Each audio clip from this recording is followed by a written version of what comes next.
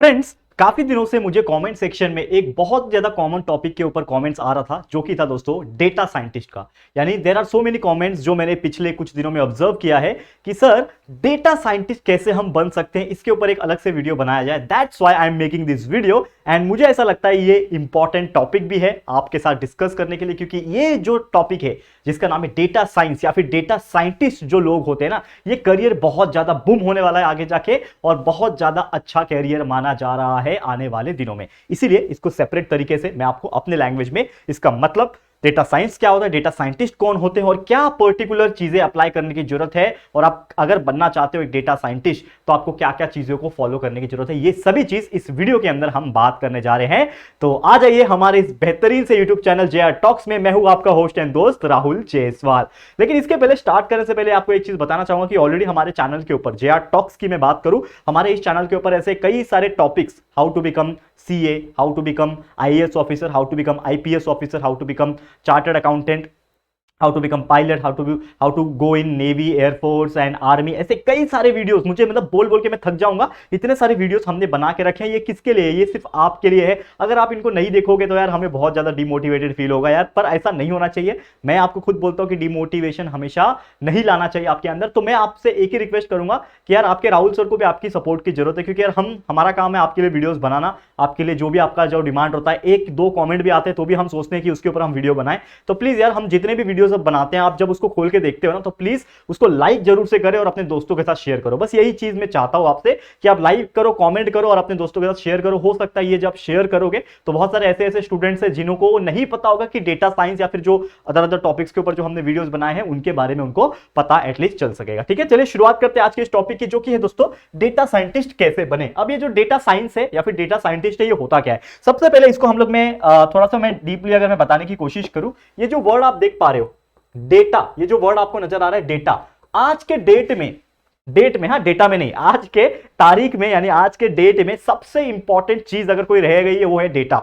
आप बोलोगे कि सबसे इंपॉर्टेंट चीज तो सोना होता है, चांदी हो सकता है, पैसे हो सकते हैं, लेकिन आप कैसे बोल सकते हैं सबसे इंपॉर्टेंट चीज डेटा है? यस, सबसे इंपॉर्टेंट चीज पूरे दुनिया में आज के डेट में डेटा है। अगर आपके पास किसी एक व्यक्ति का डेटा है तो आप उसका पूरा पैसा अपने पास ले सकते हो। अगर आपके पास उस पर्टिकुलर व्यक्ति का डेटा है, कुछ इंफॉर्मेशन है, सीक्रेट इंफॉर्मेशन है, तो आप उसको बहुत सारी चीजों से उससे फायदा उठा सकते हो, बहुत सारे उसका रिसोर्सेज अपने पास ले सकते हो। Data is nothing but the next currency या फिर नेक्स्ट गोल्ड जो हम लोग बोल सकते हैं। डायमंड से भी महंगा है डेटा।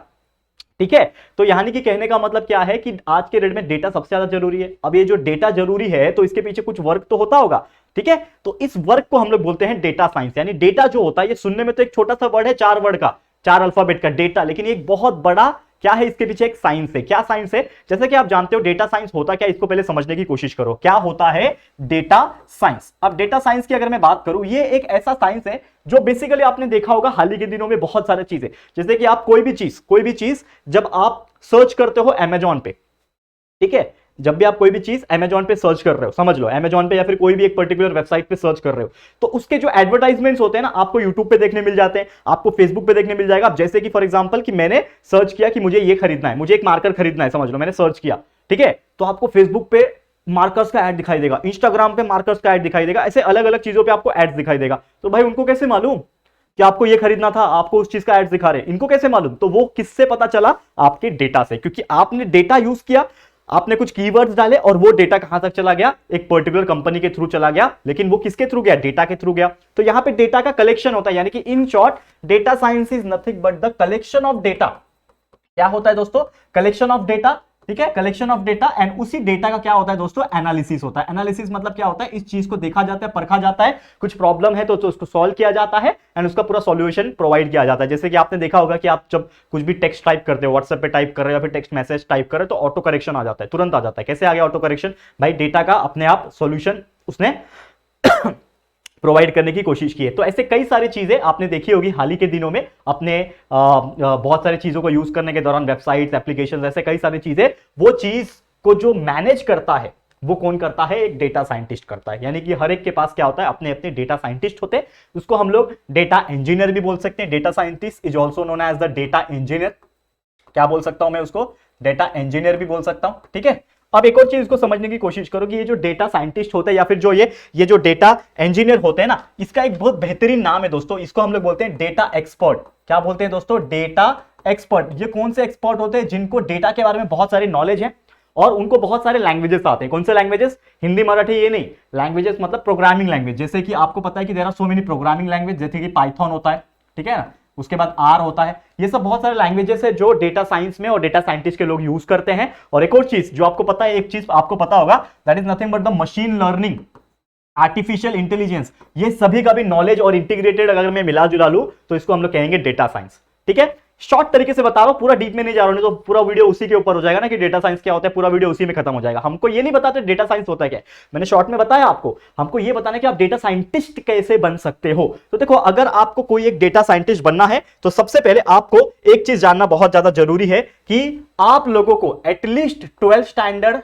किससे पढ़ना पड़ेगा? साइंस से पढ़ना पड़ेगा। क्यों साइंस से पढ़ना पड़ेगा? क्योंकि अगर आपको डेटा साइंटिस्ट बनना है तो एटलीस्ट आपको जो एक सब्जेक्ट होता है जिसको हम लोग बोलते हैं मैथ्स, इसका नॉलेज होना जरूरी है। तो मैथ्स के अलावा, मैथ्स के अंदर 2 पार्ट होते हैं, बहुत सारे मैथ्स होते हैं, तो मैथ्स के अंदर एक चीज है जिसको हम लोग बोलते हैं स्टैटिस्टिक्स। ये सब्जेक्ट का अगर आपको नॉलेज है, आपको याद होगा 9th या 8th में अगर कोई स्टूडेंट होगा उसको पता होगा, 9th एंड 8th में हमने टॉपिक पढ़ा था मीन, मीडियन, मोड, स्टैटिस्टिक्स। वो सभी चीज का इंफॉर्मेशन जो रखता है वो डेटा साइंटिस्ट जो है ना उसको हेल्प होता है। वो सब चीज इंफॉर्मेशन बहुत ज्यादा जरूरी होता है, यानी कि स्टैटिस्टिक्स, मैथमेटिक्स का नॉलेज बहुत ज्यादा जरूरी होता है।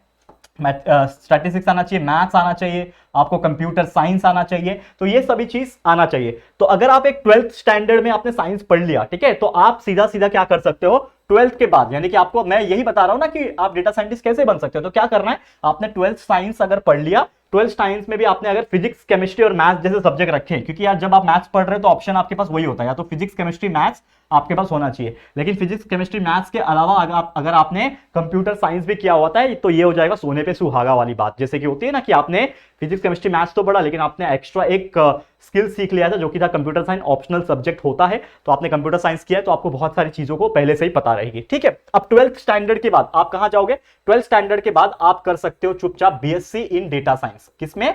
बीएससी इन डेटा साइंस एक कोर्स होता है। अब इस कोर्स के बारे में सबसे पहले जान लो। अगर आपको डेटा साइंटिस्ट बनना है तो आपको क्या करना पड़ेगा? सबसे पहले 12th स्टैंडर्ड के बाद आपको करना पड़ेगा बीएससी इन डेटा साइंस, जो कि लगभग 3 साल का एक फुल टाइम कोर्स है।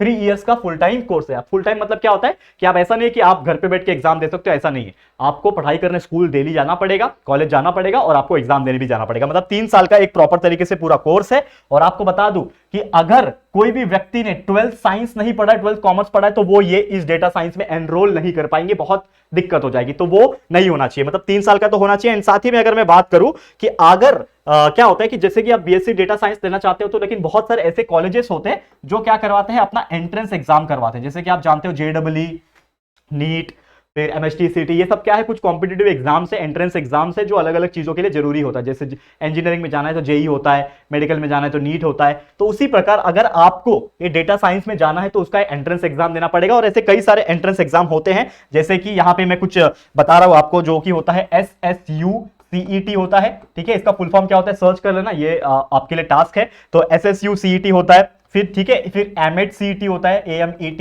CET, फिर जैन यूनिवर्सिटी का होता है। ऐसे कई सारे एंट्रेंस अलग अलग कॉलेजेस के होते हैं जिसमें आपको एग्जाम देना होता है। वो एग्जाम जैसे आप क्लियर कर लोगे तो आपको क्या मिल जाएगा, इस बीएससी डिग्री में, यानी बीएससी का डेटा साइंस डिग्री में एडमिशंस मिल जाएगा। अब एक बार एडमिशन मिल गया तो मैं आपको बता दूं कि ये 3 साल का कोर्स होता है, तो आपको कंटिन्यूस पढ़ाई करना है। और पूरा का पूरा 3 साल का अगर मैं फीस की बात करूं तो लगभग आपको जो पड़ जाता है, इसका फीस जो पड़ जाता है लगभग 2 से लेके 4 लाख के आसपास, इससे ज्यादा भी हो सकता है डिपेंडिंग अपॉन द कॉलेज। तो 2 से 4 लाख तक का आपको फीस अफोर्ड करना पड़ेगा अगर आपको एक डेटा साइंटिस्ट में बीएससी, डेटा साइंस में बीएससी अगर करना है तो। ये हो गया आपका फी स्ट्रक्चर। बेस्ट कॉलेजेस की अगर मैं बात करूं, बहुत सारे कॉलेजेस आपको देखने मिल जाएंगे पूरे इंडिया में, लेकिन थोड़े अच्छे अच्छे कॉलेजेस के नाम यहां पे मैं मेंशन कर रहा हूं जो पूरे इंडिया में फेमस है, खासकर बीएससी इन डेटा साइंस के लिए, तो मैं आपको वो भी बताना चाहूंगा। तो बेस्ट कॉलेजेस यहां पे मैं मेंशन करूंगा, जैसे एक है IITM। ठीक है, IITM दिल्ली में एक IITM कॉलेज है, यहां पे अच्छी पढ़ाई होती है डेटा साइंस की। इसके अलावा अगर मैं बात करूं, दिल्ली में एक और कॉलेज है APLL, ठीक है, न्यू दिल्ली में है।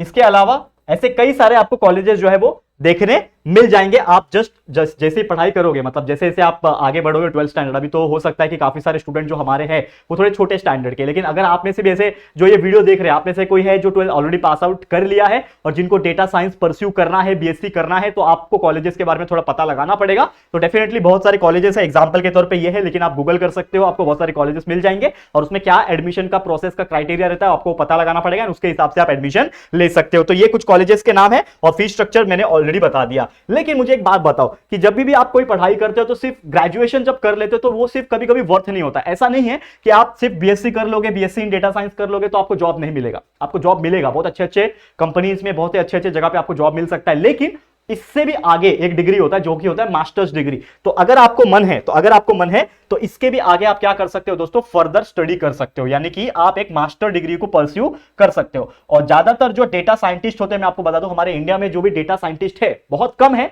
लेकिन इसका डिमांड बहुत ज्यादा बढ़ने वाला है। जैसे मैंने आपको स्टार्टिंग में ही बताया, अगर नहीं बताया तो कोई बात नहीं, अभी बता रहा हूं कि ये जो डेटा साइंटिस्ट का जो पोजीशन है ये बहुत ही ज्यादा हाईली डिमांडिंग जॉब है आने वाले 3-4 साल के अंदर, और हो सकता है 2025-26 तक आते आते इसकी डिमांड और बढ़ जाए। क्योंकि देखो हमारे इंडिया में अगर मैं बात करूं तो डिजिटलाइजेशन बहुत तेजी से बढ़ रहा है। डिजिटलाइजेशन बढ़ रहा है यानी कि बहुत सारी जो कंपनीज है जो टेलीकॉम सेक्टर की है, जो हो सकता है रिटेल मार्केटिंग चेन हो, ठीक है ना, हो सकता है फिर टेलीकॉम सेक्टर, इंश्योरेंस सेक्टर हो गया, ये सभी जो सेक्टर्स है इसमें कहीं ना कहीं डेटा बहुत ही ज्यादा मात्रा में स्टोर हो रहा है या फिर डेटा की जरूरत बहुत ज्यादा हो रही है, बिकॉज कस्टमर बहुत बढ़ रहे। तो इतने सारे कस्टमर्स का डेटा एक पर्टिकुलर छोटी सी एक्सेल शीट जमा नहीं रख पाएगी, उसके लिए बहुत बड़ा सिस्टम चाहिए और उसको मेंटेन करने के लिए बहुत बड़े बड़े एक्सपर्ट चाहिए, जिसको हम डेटा साइंटिस्ट बोलते हैं। यानी कि आने वाले दिनों में जब मार्केट बढ़ेगा तब डेटा साइंटिस्ट की जो जॉब वैकेंसी होगी वो भी बढ़ेगी और हो सकता है आपको बहुत अच्छे अच्छे जॉब अपॉर्चुनिटीज मिल जाए।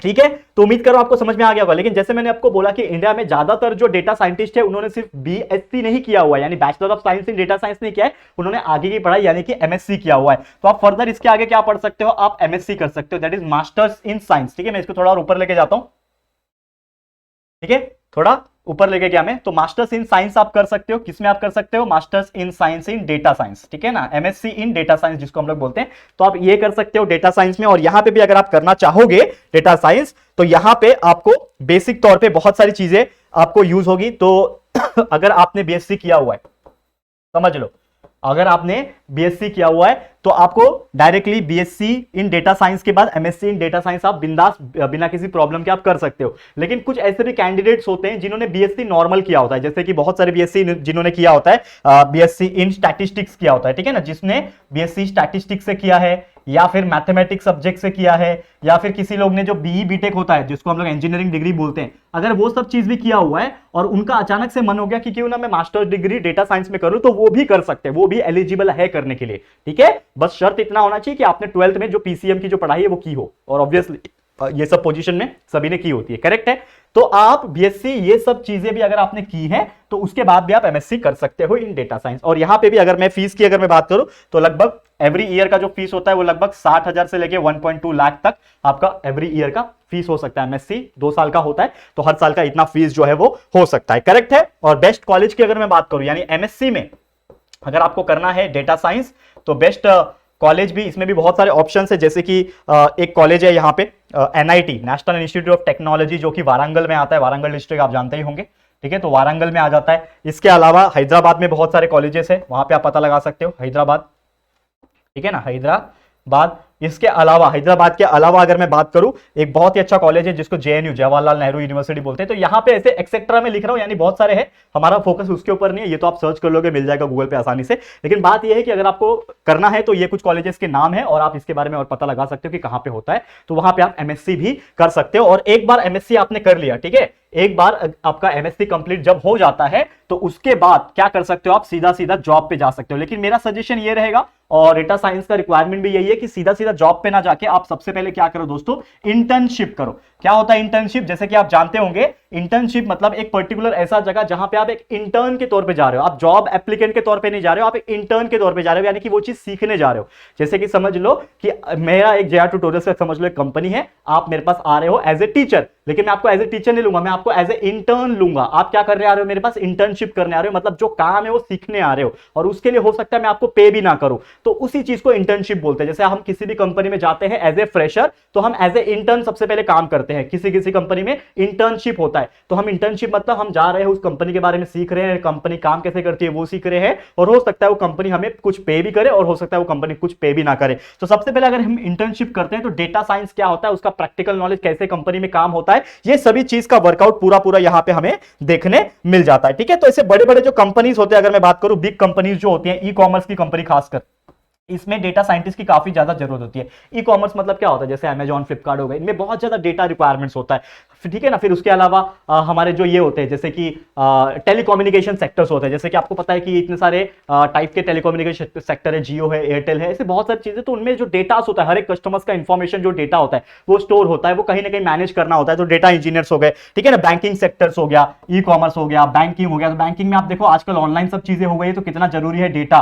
बैंकिंग हो गया, इंश्योरेंस हो गया, फिर इसके अलावा जैसे मैंने बोला टेलीकॉम हो गया। ये सभी चीज के लिए डेटा इंजीनियर्स, डेटा साइंटिस्ट की जरूरत होती है दोस्तों, और इसका डिमांड आगे भी बढ़ता रहेगा। तो अगर आप इंटर्नशिप कर लेते हो किसी भी एक पर्टिकुलर कंपनी में जाके, एक छोटे पोस्ट से भी शुरुआत अगर करते हो, तो मैं आपको बता दूं कि आपकी सैलरी कितनी हो सकती है। अगर आप एक बेसिक फ्रेशर के तौर पे या फिर इंटर्न के लेवल पे शुरुआत करते हो, तो अगर आपको सैलरी मिल रही है तो बहुत अच्छी सैलरी स्टार्टिंग से ही मिल जाती है, जो कि लगभग 4 से 6 लाख पर एनम, यानी पूरे साल में 4 से 6 लाख रुपए आप कमा सकते हो। और जैसे जैसे एक बार आपको एक्सपीरियंस आते जाएगा, तो ये डिमांड ना, ये सैलरी का डिमांड बहुत हाई हो जाता है, और लगभग आप ये ना, ये multiply by 2, double double double triple होते जाता है सैलरी। मतलब सैलरी का तो कोई लिमिट ही नहीं, क्योंकि इतना हाईली पेएबल जॉब है ये, इतना हाईली डिमांड है, क्योंकि यार बहुत कम लोग है ना, क्योंकि डेटा को मैनेज करना बहुत कम लोग को आता है, वो डिग्री बहुत कम लोग करते हैं। तो आने वाले टाइम में इसका डिमांड बढ़ रहा है, तो हो सकता है काफी सारे लोग इसमें इंटरेस्ट दिखाएंगे एंड डेफिनेटली इस चीज को परस्यू करेंगे। ठीक है, क्लियर है। तो उम्मीद करता हूं कि आपको मैंने सब चीज बता दिया है स्टार्टिंग से लेके एंड तक। अगर हम देखेंगे यहां पे, जो कि आप देख पा रहे हो ऊपर, डेटा साइंटिस्ट कैसे बने, तो हमने पूरा का पूरा एक्सप्लेन कर दिया कि डेटा साइंटिस्ट क्या है, कलेक्शन ऑफ डेटा है, सब चीज मैंने बता दिया। यहाँ पे 12th कर सकते हो, 12th के बाद आप बीएससी, बीएससी के बाद कौन सा फीस क्या होता है, कॉलेज कौन सा आप कर सकते हो, उसके बाद आप देख सकते हो यहाँ पे एमएससी कैसे कर सकते हो। ये सभी चीज आज हमने इसमें पूरा क्लियर कट बता दिया है आपको। तो उम्मीद कर रहा हूं कि आपको ये बहुत अच्छी तरीके से समझ में आ गया होगा। तो आज के लिए हम ये वीडियो को स्टॉप करते हैं। ठीक है, ऑलमोस्ट मैंने 70 to 80% सब चीज कवर कर दिया है इसमें। एंड बाकी अगर कुछ भी चीज आपको लगता है कि यार ये टॉपिक कवर नहीं हुआ, या फिर ये भी बता सकते हो, तो आप मुझे कॉमेंट कर सकते हो। या फिर सबसे बेस्ट तरीका है, अगर आप मुझसे जो भी बातें पूछना चाहते हो, डायरेक्टली उसका रिप्लाई जानना चाहते हो, तो आप मुझे इंस्टाग्राम पे मैसेज कर देना। ये मेरा आईडी है राहुल जैस 23। वैसे लिंक दिया हुआ है डिस्क्रिप्शन बॉक्स में भी, आप हमारे डिस्क्रिप्शन बॉक्स में चले जाओ, वहां पे इंस्टाग्राम का मेरा लिंक है, फॉलो करना सबसे पहले, और उसके बाद मुझसे आप मैसेज कर सकते हो, डीएम कर सकते हो, या फिर तुरंत रिप्लाई चाहिए तो मुझे टैग कर दो, मेंशन कर दो मेरे स्टोरी में, तो स्टोरी मेरे को दिख जाएगा, तो मैं आपको जरूर से रिप्लाई कर दूंगा। ठीक है, तो जरूर से आप कर सकते हो। ठीक है, चलो आज का वीडियो यही इतना। उम्मीद करता हूं कि आपको बहुत अच्छा लगा होगा, और जो डिमांड कंटिन्यूअसली आप लोग कर रहे थे कि डेटा साइंस के ऊपर एक वीडियो बनाओ, तो डेफिनेटली मैंने बना दिया। तो उम्मीद कर रहा हूं कि आपको ये हेल्पफुल होगा। तो आज के लिए वीडियो इतना ही। कैसा लगा ये वीडियो प्लीज हमें कमेंट करके बताना। वीडियो पसंद आया है, अच्छा लगा है दोस्तों, तो प्लीज वीडियो को लाइक कर देना एंड अपने दोस्तों के साथ जितना हो सके शेयर कर देना। और अगर फर्स्ट टाइम आए हो चैनल पे, अभी तक चैनल को सब्सक्राइब नहीं किया है, तो देर किस बात की यार, फटाफट से हमारे चैनल को सब्सक्राइब कर देना, बाजू में बेल आइकन को प्रेस कर देना, ताकि फ्यूचर में हम कभी भी कोई भी वीडियोस को अपलोड करेंगे तो आप लोगों को नोटिफिकेशंस मिलती रहेगी। ठीक है फ्रेंड्स, तो जल्दी मिलेंगे हमारे न्यू वीडियो में, तब तक के लिए thank you and good bye.